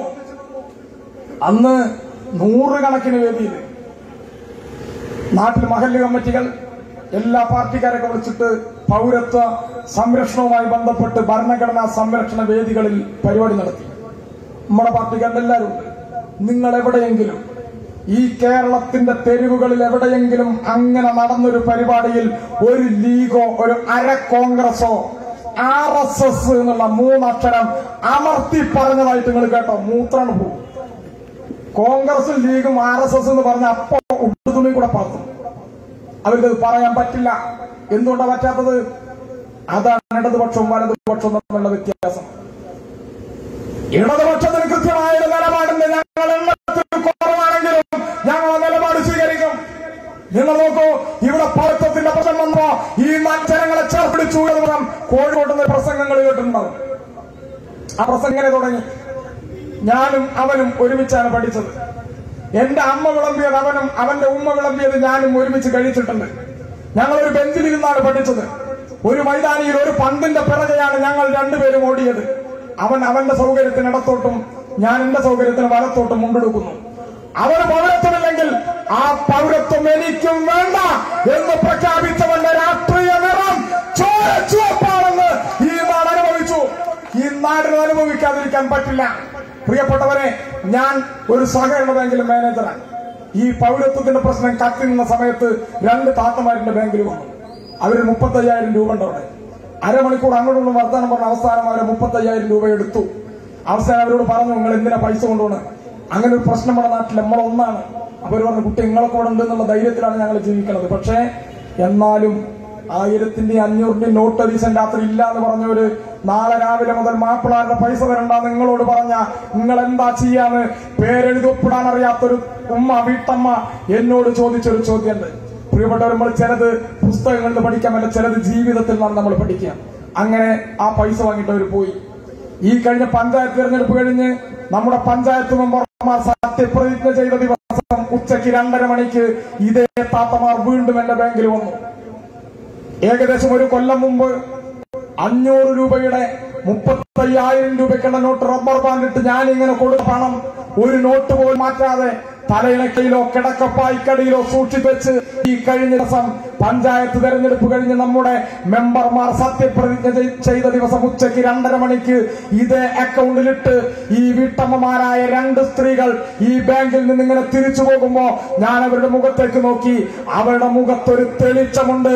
പ്രിയപ്പെട്ടവർ, ആ തെളിച്ചത്തിന് ഒരു നിറമുണ്ട്. ആ നിറം നൽകിയത് പാണ്ടിക്കടവത്ത് കുഞ്ഞാപ്പയുടെ തേങ്ങാപ്പൂ നക്ഷത്രമുള്ള കൊടിയല്ല, സഖാവിന്റെ അരിവാളും ചുറ്റികയുമുള്ള ഈ ചെങ്കൊടിയാണെന്ന് ഈ നാട് തിരിച്ചറിയുന്നു. നിരാലംബരായ നിരാശ്രയരായ ജീവിതം നഷ്ടപ്പെട്ടുവെന്ന് ഈ നാട്ടിൽ ആശങ്കപ്പെട്ട വീട്ടമ്മമാർ, കുട്ടികൾ, ചെറുപ്പക്കാർ, ഈ നാട്ടിൽ ഒരു വിഭാഗത്തിലാകെ ചേർത്തുപിടിക്കാൻ ഈ കൊടിയുണ്ടെന്ന് ഈ നാട് തിരിച്ചറിഞ്ഞിരിക്കുന്നു എന്ന് ഈ നാടിനറിയും. പ്രിയപ്പെട്ടവരെ, കഴിഞ്ഞ ലോക്സഭാ തെരഞ്ഞെടുപ്പിൽ 20-ൽ 19 ഇടതുപക്ഷം തോറ്റു. ഒരു കയ്യബദ്ധമായി ഈ നാട്ടിലെ ജനം എന്താ സംഭവിച്ചത്? വയനാട്ടിൽ നിന്ന് ചുരമിറങ്ങിയിട്ട് അവസാനത്തെ വണ്ടി വരുന്നുണ്ടോ, അവസാനത്തെ വണ്ടിയാണ് ഓടി കയറിക്കൊള്ളുന്നത്. നെഞ്ചത്തടിച്ചിലൂടെ ചിലര് കരഞ്ഞു. ഫാസിസത്തിനെതിരായിട്ടുള്ള യുദ്ധം നയിക്കാൻ പോയി. അങ്ങനെ പോകാൻ വേണ്ടിയിട്ട് 19 ആൾ അവിടുന്ന് ജയിപ്പിച്ചു. അന്ന് ഈ നാട്ടിലുണ്ടായ ചർച്ചതേ ഉള്ളൂ. കോഴിക്കോട്ടേക്ക് പോകണം. വാണിയമ്പലത്ത് നിന്ന് നേരിട്ട് കോഴിക്കോട്ടേക്ക് വണ്ടിയുണ്ട്. ചെന്തിന വണ്ടൂരിൽ ഇറങ്ങി കയറുന്ന കേരളത്തിൽ നിന്ന് 20 ആള് ഇടതുപക്ഷം ജയിച്ചാലും അവിടെ ഇടതുപക്ഷം ഭരിക്കാൻ പോണില്ല. കോൺഗ്രസിനെ പിന്തുണയ്ക്കും. എന്തുകൊണ്ടാണ് കോൺഗ്രസിനെ? RSSനെതിരാണ് ഞങ്ങൾ. അതുകൊണ്ട് കോൺഗ്രസ് നന്നായിട്ടല്ല, ഞങ്ങൾ പിന്തുണയ്ക്കും. ഇതാണ് നാട്ടില്. അപ്പൊ ഈ നാട്ടിലെ ആളുകളൊക്കെ തീരുമാനിച്ചു, ശരിയാണല്ലോ, അങ്ങനത്തെ രാഹുൽ ഗാന്ധി പ്രധാനമന്ത്രി ആവണം, ആയിക്കോട്ടെ, നമ്മൾ നേരിട്ട് കോൺഗ്രസിന് വോട്ട് ചെയ്താലോ ലീഗിന് വോട്ട് ചെയ്താലോ എന്ന് പറഞ്ഞിട്ട് വോട്ട് ചെയ്തത്. പക്ഷെ ഇവർ അധികാരത്തിൽ വന്ന് ഈ നാടിനെ തകർക്കാനുള്ള എന്തെല്ലാം നിലപാട് സ്വീകരിച്ചപ്പോഴും ഇവരെ നമ്മൾ കണ്ടില്ല. നിങ്ങൾ നോക്കും, മുത്തലാഖ് ബില്ല് വന്നു, കാശ്മീരിന്റെ പ്രശ്നം വന്നു, ഭരണഘടനയുടെ പ്രശ്നം വന്നു, പൗരത്വത്തിന്റെ പട്ടിക വന്നു, ആൾക്കൂട്ട കൊലപാതകങ്ങൾ വന്നു, ബാബറി മസ്ജിദിന്റെ വിധി വന്നു. ഈ നാട്ടിലെ ജനങ്ങൾക്കെതിരെ യുദ്ധപ്രഖ്യാപനം നടന്നു. നമ്മുടെ നാട്ടിലെ പൊതുമേഖലാ സ്ഥാപനങ്ങൾ ഒന്നൊന്നായി വിൽപ്പനയ്ക്ക് വെച്ചു. എവിടെയും നമ്മൾ ഈ 19 ആളെ കണ്ടില്ല. ഈ നാട് അപകടപ്പെട്ട ഒരു സന്ദർഭത്തിലും നമ്മൾ കണ്ടില്ല. അവിടെയെല്ലാം ഇടതുപക്ഷമുണ്ട്. 3,29,000 ആളുകൾ VP സാനുവിന് വോട്ട് ചെയ്തു മലപ്പുറത്ത്. 3,29,000 ആളുകൾ. VP സാനു ഇപ്പോൾ ഈ കൊടും തണുപ്പിലും അവിടെയുണ്ട്, കൃഷിക്കാരന്റെ കൂടെ. മറ്റേ ചെങ്ങായി ബിരിയാണി ചെമ്പിന്റെ 4 ഓറാണ്. ഇപ്പൊ അവിടുന്ന് യുദ്ധം മതിയാക്കിയിട്ട് രാജിക്കത്തൊക്കെ കൊടുത്തിട്ട് പെട്ടിപ്രമണം തൂക്കിയിട്ട് ഇങ്ങോട്ട് പോരാൻ 20-ൽ 19 കിട്ടിപ്പോയ കാലാച്ചിട്ട ചെങ്ങായി പോയിരുന്നു. വേറെ പുതിയൊരു പൂതിയായിട്ടാണ്. ഈ പൂതി പാണ്ടിക്കടവത്ത് വെച്ചാൽ ഇത് കേരളമാണ്, ഈ നാട് മാറിയിരിക്കുന്നു എന്ന് നിങ്ങൾ തിരിച്ചറിയും. ഈ തെരഞ്ഞെടുപ്പ് കഴിയുമ്പോൾ മനസ്സിലാകും. നിങ്ങൾ നോക്കൂ, ഇപ്പൊ നമ്മുടെ നാട്ടില് എന്തെല്ലായിരുന്നു കുറച്ചു കാലം ഉള്ള വർത്താനം. ഞാൻ സമയം വൈകിയതുകൊണ്ട് വിശദീകരിക്കുന്നില്ല. സ്വർണം, ഖുറാൻ, ED, customs, Swapna Suresh, Sivasankar, KT Jaleel, മുഖ്യമന്ത്രിയുടെ ഓഫീസ്, ഒരു പുളിച്ചിത്തരം കേൾക്കല്ല. കുറച്ചു കാലമായിട്ട് ഇതൊക്കെയായിരുന്നു നമ്മുടെ നാട്ടിൽ ചർച്ച. ഒരു ചർച്ച ഇപ്പൊ ഇല്ല. ഇവിടെ ഏരിയ സെക്രട്ടറി പറഞ്ഞു, കുറെ കാര്യം പറഞ്ഞു, ഒക്കെ പറഞ്ഞു. നാം അടക്കുമ്പോഴേക്കും അത് കഴിഞ്ഞ് അടുത്ത് പറയാൻ ശ്രീരാമകൃഷ്ണന്റെ ചോര കുടിച്ച് അങ്ങനെ പലതിനും വന്നു. ഞങ്ങളൊരു കാര്യം പറയാം. കസ്റ്റംസും EDയും 10-15 കേന്ദ്ര ഏജൻസികൾ തലകുത്തി നിന്നിട്ടും ഈ നാട്ടിൽ കുത്തിമറിഞ്ഞിട്ടും അന്വേഷണം നടത്തിയിട്ടും മനോരമയും ചാനലും പത്രമാധ്യമങ്ങളും എല്ലാവരുടെ പിന്തുണയും എല്ലാം ഉണ്ടായിട്ടും അന്വേഷിച്ച് അവസാനം 20 ആളൊരു പ്രതിപട്ടിക പുറത്തിറക്കിയിട്ടുണ്ട്. 20 ആളുണ്ട് പ്രതിപട്ടികയിൽ. ഇവിടെ ലീഗും കോൺഗ്രസും BJP ഞങ്ങളെ എതിർക്കുന്നവർ ആരൊക്കെ ഉണ്ടെങ്കിലും, ജീവിതകാലം ഇടതുപക്ഷത്തിന്റെ ഒപ്പല്ല എന്ന് ചിന്തിക്കുന്നവർ ആരെങ്കിലും ഇവിടെ ഉണ്ടെങ്കിൽ നിങ്ങൾ നാളെ ഈ വാണിയമ്പൽ അങ്ങാടിയിലെ 20 ആളുടെ പട്ടിക ഒന്ന് വായിക്കണം. ഈ 20 ആളുടെ പ്രതിപട്ടികയിൽ ഞങ്ങൾ വെല്ലുവിളിച്ചു പറയുന്നു, ഒരാളെ തികച്ചു വേണ്ട, ഒരു മുറി കമ്മ്യൂണിസ്റ്റിന് ഈ 20 ആളുകൾക്ക് കാണിച്ചു തരാൻ പറ്റും. ഒരു മുറി 1957 ഏപ്രിൽ മാസം 5-ാം തീയതി ലോകത്തെ ഞെട്ടിച്ചു ബാലറ്റ് പേപ്പറുള്ള അധികാരത്തിൽ വന്ന സഖാവ് EMSന്റെ ഗവൺമെന്റ് മുതൽ 2021 ഫെബ്രുവരി മാസം 15-ാം തീയതി ഇന്ന് ഈ സായം സന്ധ്യ നേരത്തെ കേരളത്തിൽ അധികാരത്തിലിരിക്കുന്ന സഖാവ് പിണറായിയുടെ ഗവൺമെന്റ് വരെ ഈ നല്ല അധികാരം കളിയാടിയ ഒരു കമ്മ്യൂണിസ്റ്റുകാരന്റെ പേരിൽ ഒരു പൈസയുടെ അഴിമതി ആരോപണം തെളിയിക്കാൻ ഈ ഭൂമി മലയാളത്തിൽ ഇന്ന് ജീവിച്ചിരിക്കുന്ന മൂക്ക് കീഴ്പ്പെട്ടായ ഒരു കോൺഗ്രസോ ലീഗോ BJPയോ ഈ കേരളത്തിലുണ്ടോ? ഇതാണ് ഇടതുപക്ഷം. നിങ്ങൾ എന്തും പറഞ്ഞാൽ അതിന്റെ പിന്നാലെ ഈ നാട് പോകുന്ന KT ജലീലിനെ തൊലിക്കാതെ വിഴുങ്ങാൻ ചിലർ വന്നു. ജലീൽ പറഞ്ഞു, മടിയിൽ കനണ്ട് ചില വഴിയിൽ പേടിക്കേണ്ടത് മിക്ക പേടിയില്ല. ഇങ്ങനെ പറഞ്ഞു വന്ന ചില ആൾക്കാർ ഉണ്ടം പൊരി കഴിച്ചിട്ട് അകത്ത് കിടക്കുന്നുണ്ട്. ഒന്ന് കഴിയുമ്പോഴേക്കും ഒന്നാണ്. ഇവിടെ ലീഗ് ഉണ്ടെങ്കിൽ മൂത്ത ലീഗിനോടാ, യൂത്ത് ലീഗിനോടല്ല. യൂത്ത് ലീഗിന്റെ കുട്ടികളൊക്കെ അക്ഷരമൊക്കെ അറിയും. MSF കാരണം കേരളമാണല്ലോ, എല്ലാവരും സമ്പൂർണ്ണ സാക്ഷരതന്റെ നല്ല വിദ്യാഭ്യാസം, എല്ലാവർക്കും സ്കൂളിൽ പോയി പഠിക്കാൻ പറ്റും. പണ്ടത്തെ ലീഗുകാർ ചിലപ്പോ പഴയ തലമുറയിൽപ്പെട്ടവർ ചിലപ്പോൾ ഉണ്ടാവില്ല. അങ്ങനെയുള്ള ഒരു കാര്യം PSC ആണല്ലോ ഇവിടെ ആകെ ചർച്ച. 10-25 കൊല്ലം കഴിഞ്ഞിട്ട് PSC പരീക്ഷയ്ക്ക് ഒരു ചോദ്യം വരെയുള്ള സാധ്യത ഉണ്ട്. ആ ചോദ്യം എങ്ങനെയിരിക്കും? ലോകത്തിന്റെ ചരിത്രത്തിലാദ്യമായി കമ്പിയില്ലാതെ പാലം കെട്ടാൻ കഴിയുമെന്ന് തെളിയിച്ച മന്ത്രിയുടെ പേരേത് എന്ന് ചോദിച്ചാൽ അതിന്റെ ഉത്തരം VK ഇബ്രാഹിം കുഞ്ഞ് എഴുതി വെച്ചാൽ ഒരു മാർക്ക് കിട്ടും, കുട്ടികൾക്ക് പ്രയോജനപ്പെടും. ഈ ചെങ്ങായി വിചാരിച്ചത് മരിച്ചു കഴിഞ്ഞാൽ അവിടെ ചെല്ലുമ്പോൾ ഒരു പാലമുള്ള സിറാത്ത് പാലം, അതിന് കമ്പി വേണ്ട. പാലേരുവട്ടം പാലത്തിൽ 1000കണക്കിന് വണ്ടി കൊണ്ട പാലാണ്, അത് കമ്പിയില്ലാതെ കെട്ടിയ എന്തുണ്ടാവുക? നിങ്ങളൊന്ന് ആലോചിച്ച് നോക്കി. ലീഗ് അല്ലാതെ ഈ നാട്ടിൽ ആരെങ്കിലും ഇങ്ങനെ ചിന്തിക്കുമോ? ലോക്ക്ഡൌൺ പ്രഖ്യാപിച്ച് ഈ നാട്ടില് കൊറോണ കാലത്ത് ഒന്നിനു പുറകെ ഒന്നായിട്ട് കൂടിയിട്ടുള്ള വില കൂടിയിട്ടുള്ള ഒറ്റ സാധനങ്ങൾ സ്വർണ്ണം. സ്വർണ്ണക്കച്ചവടം നടത്തിയിട്ട് നഷ്ടത്തിലായി എന്ന് ലോകത്തൊരാളും പറഞ്ഞ നമ്മൾ കേട്ടിട്ടില്ല. മഞ്ചേശ്വരത്തിന്റെ ചങ്ങായി അതും തെളിയിച്ചു. ഇതാണ് ലീഗ്. നിങ്ങളാലോചിച്ച് നോക്കിയൊക്കെ അവിടെ ഉള്ളിലുണ്ട്. ഒരു ചങ്ങായി സ്വന്തം പാർട്ടിക്കാരന് കോഴ്സ് കൊടുത്ത് കോഴ വാങ്ങി ചുരം കയറി ഇഞ്ചി കൃഷി നടത്തി ലാഭം ഉണ്ടാക്കി താഴത്തേക്ക് ഇറങ്ങി വള്ളി ട്രൗസറും ബനിയനിട്ടിട്ട് ഈ രണ്ടാൾക്കാർ പറഞ്ഞു ഞാൻ ഇവിടെ പുറത്തേക്ക് ഉണ്ട്, ഞാൻ അപ്പൊ വരാട്ടോ എന്നുകൊണ്ട് ജയിലിന്റെ പുറത്തേക്കാണ്. സംശുദ്ധം സൽഭരണം കൊണ്ട് മഞ്ചേശ്വരത്ത് യാത്ര തുടങ്ങിയ ചെങ്ങായി ബിജു രമേശിന്റെ കേസ് ഡയറി അയാളുടെ ഓഡിയോ CD കാസറ്റിന്റെ പുറത്ത് നിന്ന് വരെ നാളെ വരോ എപ്പോഴാ തുണി അഴിക്കേണ്ടത് അഴിച്ചിട്ടുണ്ട് വെച്ചാൽ മറ്റേ ട്രൗസറാണ്. ഏത് മറ്റേ ട്രൗസർ ഞാൻ വിശദീകരിക്കണില്ല. ഈ നാട് ഇവിടെയാണ്. ഇതാണ് വലതുപക്ഷം, ഇതാണ് ഇടതുപക്ഷം. വലതുപക്ഷം തമ്മിലുള്ള വ്യത്യാസം. നിങ്ങൾ സഖാവ് പിണറായി വിജയനെയും ഇടതുപക്ഷത്തിന്റെ ആളുകളെയും എന്തെല്ലാം പറഞ്ഞാക്രമിക്കാൻ ഈ കഴിഞ്ഞ ദിവസങ്ങളിൽ നിങ്ങൾ നടത്തി. ഈ കേരളം അവിടെ നിന്നില്ലല്ലോ, ഒരിക്കലും നടക്കില്ലെന്ന് കരുതിയ പലതും ഈ കേരളത്തിലെ ഇടതുപക്ഷം നിങ്ങളുടെ എല്ലാ വെല്ലുവിളികളെയും അതിജീവിച്ച് നമ്മുടെ നാട്ടിൽ നടത്തി. നമ്മുടെ നാട്ടിൽ നടന്നു. ഇന്ന് K-Phone ഉദ്ഘാടനം കഴിഞ്ഞു. K-Phone എന്താണെന്ന് ഞാൻ വിശദീകരിക്കുന്നില്ല. നമ്മുടെ ആളുകൾക്ക് അറിയാം, ഇവിടെ കൂടിയവർക്ക് അത് അറിയണ്ടാവും. ബാക്കിയുള്ള ആളുകൾ ചർച്ച ചെയ്യും, ബാക്കി ജീവിതത്തിൽ അനുഭവിച്ചത് എന്താ K-Phone. ഈ മൊബിലിറ്റി ഈ ഗവൺമെന്റ് ഒരു പദ്ധതിയാണ്. തകർക്കാൻ നോക്കിയവര് എന്താ ഈ മൊബിലിറ്റി? വാണിയമ്പലം അങ്ങാടിയിൽ ഇപ്പൊ കൂടിയിട്ടുണ്ട്. വർത്താനം കേൾക്കണം. ആരെങ്കിലും വീട്ടിൽ പോയിട്ട് നമ്മുടെ കാരണവന്മാരുണ്ടെങ്കിൽ അവരോട് ചോദിക്കണം, 30 കൊല്ലം മുമ്പ് വാണിയമ്പലം ഗ്രാമത്തിൽ ജീവിച്ചവരാരെങ്കിലും 25-30 കൊല്ലം കഴിഞ്ഞാൽ കുടിക്കാനുള്ള വെള്ളം നമ്മൾ കാശ് കൊടുത്ത് വാങ്ങുന്നു കരുതിയിട്ടുണ്ടോ? അവിടെ ഇരിക്കണം. 30 കൊല്ലം നമ്മൾ കരുതിയിട്ടില്ല. ഇന്ന് ഇവിടെ കൂടിയിട്ടുള്ള ആരെങ്കിലും കരുതുന്നുണ്ടോ 25 കൊല്ലം കഴിഞ്ഞാൽ ഈ വാണിയമ്പലത്തി അങ്ങാടിയിൽ നമ്മുടെ കുട്ടികൾ ശുദ്ധമായി ശ്വസിക്കാൻ ബ്യൂട്ടി പാർലർ പോലെ ഓക്സിജൻ പാർലർ തുറന്നു വെച്ച് 15 മിനിറ്റ് ഓക്സിജൻ ശ്വസിച്ച് പുറത്തേക്ക് വരുമ്പോ പോക്കറ്റിൽ നിന്ന് പണം എടുത്ത് പോരേണ്ടി വരുന്ന ഈ നാട്ടിൽ ആരെങ്കിലും കരുതുന്നോ? കരുതിയിട്ടില്ല വെച്ചാൽ കരുതിക്കൊണ്ടു നടക്കാൻ പോകും നമ്മുടെ നാട്ടിൽ. പ്രിയപ്പെട്ടവർ, ഇടതുപക്ഷ ഗവൺമെന്റ് കാണിച്ചു 25-30 കൊല്ലം കഴിഞ്ഞ് ഈ കേരളത്തിന്റെ തെരുവുകളിൽ നമ്മുടെ വരാനിരിക്കുന്ന തലമുറ അരമണിക്കൂറും 15 മിനിറ്റും ശുദ്ധമായി ചോദിക്കാൻ പോക്കറ്റിലെ പണം എണ്ണിക്കൊടുക്കേണ്ടി വരരുത്. അങ്ങനെ വരാതിരിക്കണമെങ്കിൽ അന്തരീക്ഷത്തിലെ കാർബൺ ഡയോക്സൈഡിന്റെ അളവ് കുറയ്ക്കണം, അന്തരീക്ഷ മലിനീകരണം കുറയ്ക്കണം, ആയിരക്കണക്കിന് ഇലക്ട്രിക് വാഹനങ്ങൾ നിരത്തിലിറങ്ങണം. ഈ ഗവൺമെന്റ് തീരുമാനിച്ചു. കേരള ഓട്ടോമൊബൈൽസ് ലിമിറ്റഡ് ഈ ഓട്ടോകൾ എന്ന പേരിൽ ഇലക്ട്രിക് ഓട്ടോകൾ നിരത്തിലിറക്കി ഇന്ത്യക്ക് പുറത്ത് നേപ്പാളിൽ ഉൾപ്പെടെ വിപണികൾ കീഴടക്കുന്ന അഭിമാനകരമായ ഇടതുപക്ഷ മുതൽ ഈ കേരളം ലോകത്തിന്റെ മുതൽ അടയാളപ്പെടുത്തി. അതടയാളപ്പെടുത്തുമ്പോ മഹീന്ദ്രക്കാരന് ചൊറിയും, അതടയാളപ്പെടുത്തുമ്പോ ടാറ്റക്കാരന് ചൊറിയും. അവന്റെ പണം കൊണ്ട് അച്ചാരം വാങ്ങിയ കോൺഗ്രസിനും ഈ നാട്ടിലെ BJPക്കും കുരുവട്ടും ഈ നാട് തിരിച്ചറിയും. ഇടതുപക്ഷത്തിന്റെ കൂടെ ഈ നാട് നിൽക്കും. ഗെയിൽ പ്രകൃതിവാതക പൈപ്പ് ലൈൻ പദ്ധതി നടത്താൻ പറ്റില്ല എന്ന് പറഞ്ഞ് നമ്മുടെ നാട്ടിൽ നടുറോട്ടിൽ നിസ്കാരപ്പായ വിരിച്ച നാടാ കേരളം. നിന്നില്ല, കമ്മീഷൻ ചെയ്യാൻ പോകുന്നു. പ്രിയപ്പെട്ടവരെ, കൊച്ചി മെട്രോ ഉദ്ഘാടനം ചെയ്തപ്പോ കേരളത്തിന്റെ മുഖ്യമന്ത്രി ലോകത്തിനു മുന്നിൽ ഒരു വിപ്ലവം നടത്തി പറഞ്ഞു, നമ്മുടെ എല്ലാ മനസ്സിൽ മനുഷ്യർക്കിടയിൽ 2 വിഭാഗങ്ങളുള്ളൂ, ഒന്നാണും മറ്റൊന്ന് പെണ്ണും. ഈ കേരളത്തിലും ഇന്ത്യയിലും ലോകത്തും ആണും പെണ്ണുമല്ലാത്ത ഭിന്നലിംഗക്കാരായ ഒരു ചെറിയ വിഭാഗം ആളുകളുണ്ട്. അവരെ മനുഷ്യരായി ഈ നാട്ടിലാരും കൂട്ടിയില്ല. നപുംസകങ്ങളെന്ന് വിളിച്ചു, നെറ്റി തുളിച്ചു. കേരളത്തിലെ മുഖ്യമന്ത്രി അവരെ വിളിച്ചു പറഞ്ഞു, കൊച്ചി മെട്രോയിൽ ജോലിക്കാരെ വെക്കുമ്പോ നിങ്ങൾക്ക് നിശ്ചിത ശതമാനം സംവരണമുണ്ട്. പ്രിയപ്പെട്ടവരെ, ഇന്ന് അപേക്ഷാ സമരങ്ങളിൽ പേര് കഴിഞ്ഞാൽ ആൺ പെൺ കഴിഞ്ഞാൽ ഭിന്നലിംഗം എന്ന് പറയുന്നത് എഴുതി ചേർത്ത് അവരെ കൂടെ നിങ്ങളും മനുഷ്യരാണ്, നിങ്ങളും മനുഷ്യരാണെന്ന് ഈ ലോകത്താദ്യം പറഞ്ഞ ഭരണാധികാരിയുടെ പേര് സഖാവ് പിണറായി വിജയനാണ്. ഇതാണ് ഇടതുപക്ഷം. ഇങ്ങനെ എല്ലാ മേഖലയിലും ഇടതുപക്ഷം മുന്നോട്ട് പോകുന്നു.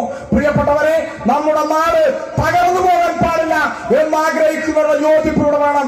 ഇവിടെ തൊട്ടടുത്താണല്ലോ മമ്പാട് ടാണയിൽ ഞാനൊരു പരിപാടിക്ക് പോയി. അവിടെ ഇത്തവണ ലീഗിന്റെ സ്ഥാനാർത്ഥിയായി മത്സരിച്ചൊരു BJP-കാരൻ ഞങ്ങൾ അറിയണ്ടാവും, സുരേഷ് നർക്കത്ത്. അവിടെ തങ്ങൾ വന്നു, കുടുംബയോഗം വിളിച്ചു. തങ്ങൾ പറഞ്ഞു, ഇവിടെ സുരേഷ് അല്ല, ഞാനാണ് മത്സരിക്കുന്നത്. സുരേഷ് തോറ്റ ഞാൻ തോറ്റതിന് തുല്യാണ്. ഇത് പറഞ്ഞു നിർത്തി കുടുംബയോഗം. ഇവിടെ കുടുംബയോഗത്തെ തൊട്ടപ്പുറത്ത് മൈക്ക് കെട്ടിയിട്ട് നമ്മുടെ സഹാക്കൾ പറഞ്ഞു, തങ്ങൾ തോറ്റാലും വേണ്ടില്ല BJP ജയിക്കരുത്, തങ്ങൾ തോറ്റാലും വേണ്ടില്ല BJP ജയിക്കരുത്. 240 വോട്ട് നമ്മൾ ജയിച്ചു. പ്രിയപ്പെട്ടവരെ, ഈ കേരളത്തിലെ ജനങ്ങൾ, ഇന്ത്യയിലെ ജനങ്ങൾ ഇടതുപക്ഷം എന്താണെന്ന് ജീവിതത്തിൽ അനുഭവിച്ച് ഈ നാട് തിരിച്ചറിയുകയാണ്.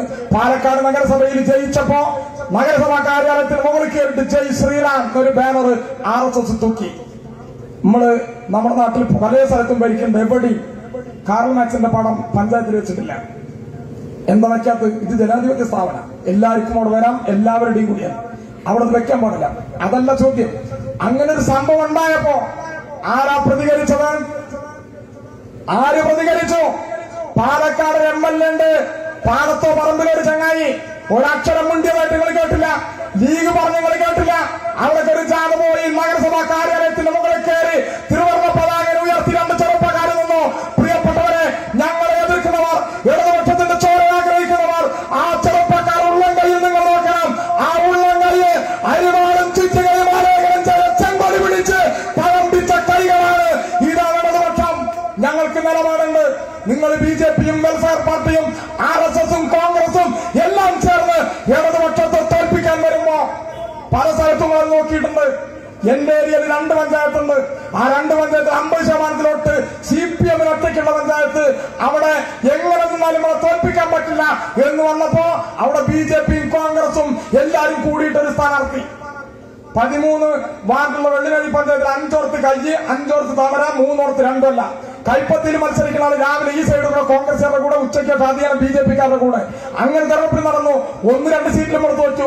അങ്ങനെ തോൽക്കുമ്പോ നമ്മൾ സഖാക്കൾ തമ്മിൽ കാണുമ്പോ ഇവിടെ ചോദിച്ചു, വണ്ടൂരിൽ എത്ര സീറ്റുണ്ട്? നമുക്ക് 11, അവർക്ക് 11. ഒരു വാർഡിൽ ഒരാൾ മരിച്ചോണ്ട് തെരഞ്ഞെടുപ്പ് നടന്നിട്ട് ഒപ്പം വന്നു, ടോസ് ഇട്ടു.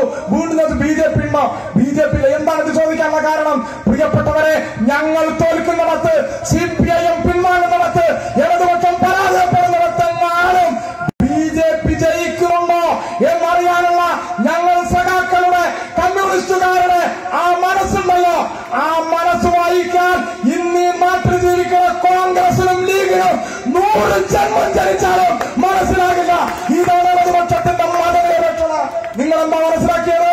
ഈ മനസ്സിലാക്കാൻ ഈ നാട്ടിലെ ജനങ്ങൾക്ക് പറ്റും.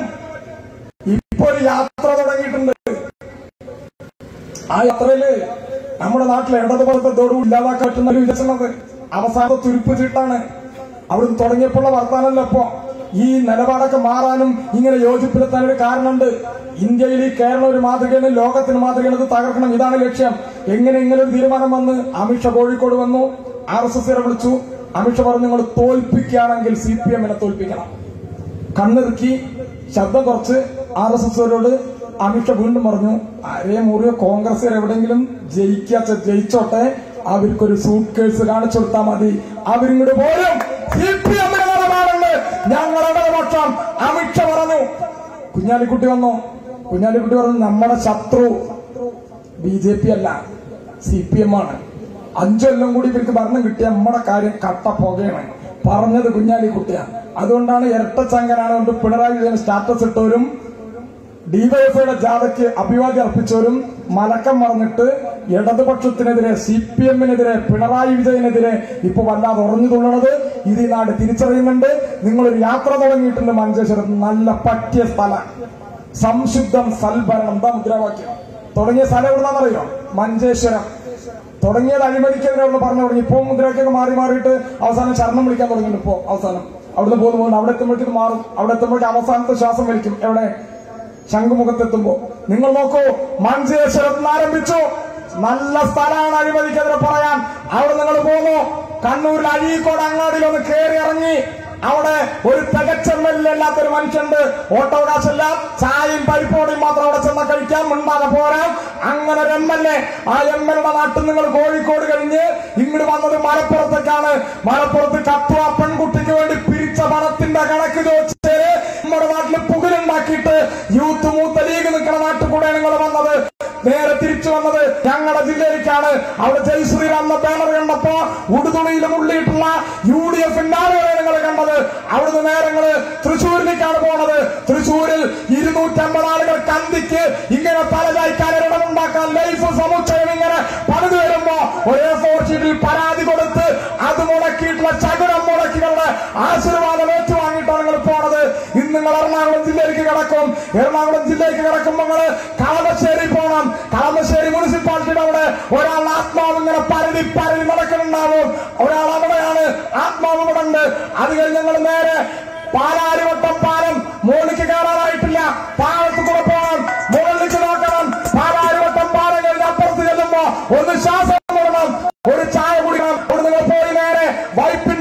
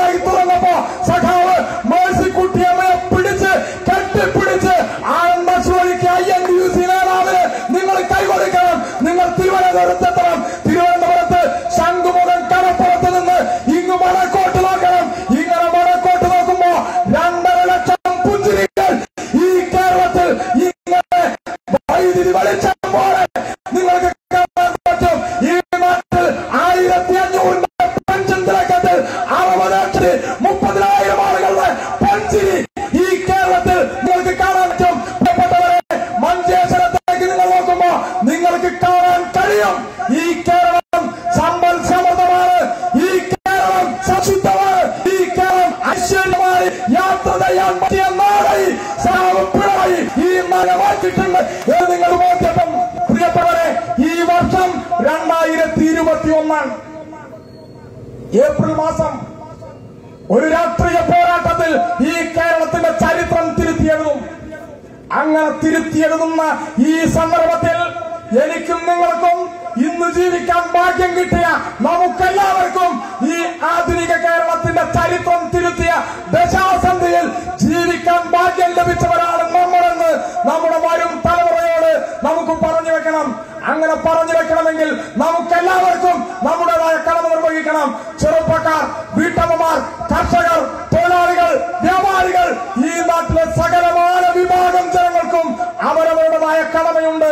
ആ കടമ നാളിതുവരെ ഇടതുപക്ഷത്തോട് ചേർന്ന് നിൽക്കാത്ത ഒരാളെങ്കിലും ഈ 2 മാസം കൊണ്ട് എന്റെ പ്രവർത്തനത്തിന്റെ ഭാഗമായി ഇടതുപക്ഷ ചേരിയിലേക്ക് കൊണ്ടുവരും എന്ന് പ്രഖ്യാപിക്കാൻ നമുക്ക് കഴിയണം.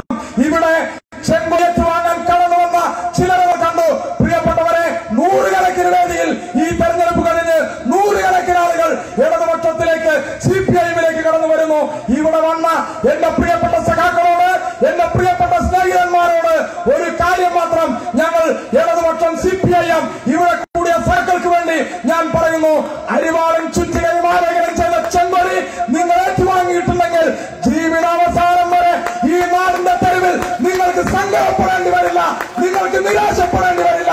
കാരണം ഇത് വെറും ഒരു കൊടിയല്ല, ഇത് സഖാ VMSന്റെ ഹൃദയമാണ്, ഇത് കൃഷ്ണപിള്ളയുടെ കരുത്താണ്, ഇത് KGയുടെ ഉച്ചിരാണ്.